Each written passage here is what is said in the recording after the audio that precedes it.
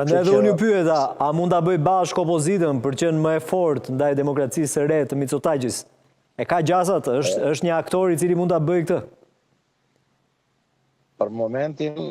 shoh që në politikën e jashtme dhe në politikën e mbrojtjes kombëtare, Mitsotakis, apo akoma më tej ministri i mbrojtjes dhe endjes,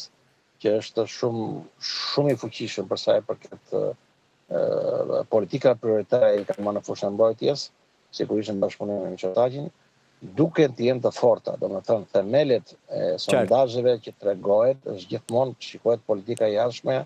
përparësia me Turqinë dhe përparësia me marrëdhëniet me Bashkimin Evropian, me Izraelin edhe Shtetet Bashkuara të Amerikës. Po, zoti Marko, aktualisht kemi këtë faktor. Ky është faktori determinues, pastaj është faktori ekonomik. Për të kuptuar pak katharsisin që ka psuar, apo ndryshimin që ka psuar Tsipras gjatë tyre viteve, ku ndryshon Elas, pra partia e re nga Siriza? Tsipras nuk ka pas figura shumë të fuqishme, personalitete që ka bashkëpunuar. Ai ka bashkëpunuar me Pano Kamenon, që ka qenë pasysh dhe ministri i mbrojtjes, një zë shumë i fuqishëm në politikën e jashtme dhe mbrojtjes. Pikërisht këta janë element të bazë që përbëjnë një kabinet, duke mos harruar edhe të famshmin Nikos Kocias, i cili ishte edhe ai një diplomat karriere i përmasave gjigande në Greqi, edhe në arenën ndërkombëtare. Mos harrojmë që të dy këta ministra kanë qenë shumë afër problemeve të shtruara me Shqipërinë, aq më tepër Panos Kamenos që ishte edhe ideologu i forcave të armatosura greke, ashtu sikundër edhe Nikos Kocias që ishte një nga nismëtarët për të krijuar një shtrat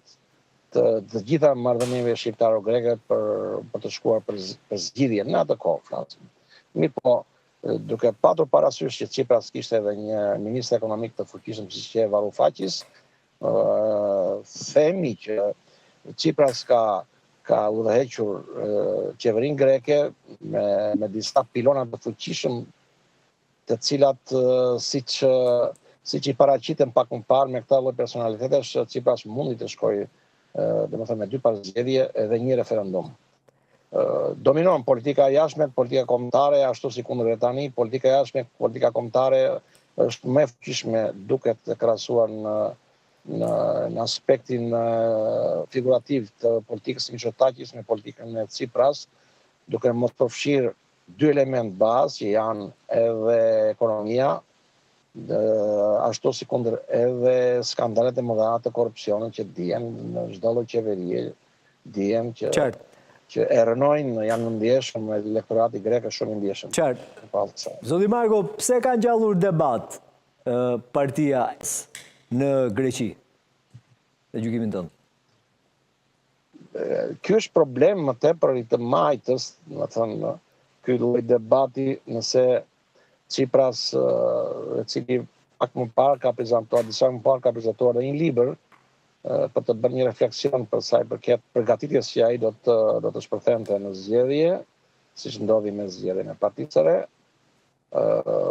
Ky është një debat i madh, pasi e majta është në një disfavor të thellë për të, nëse shkohet në zgjedhje parakohshme, zakonisht në Greqi bëhen në vjesht ose në pranverë, pra i bie që në referencat e skandaleve, nëse do të kemi një zhvillim e zgjedhjesh të reja, mund të bëhet vetëm në tetor. Kështu që Tsipras të gjithë problematikën e ka me të majtën, e cila e shikon si përparësi pasokun, por nuk shikon atë pjesë të mbeturinave të ekstreme të majtë që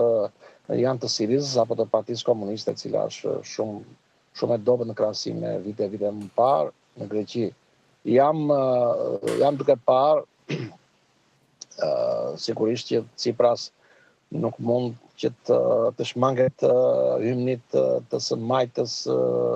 perëndimore botërore, siç është hymni i këngës Partizano të njohur, e cila sigurisht e cila ishte edhe pjesë e prezantimit tim me Akropolin nga pas.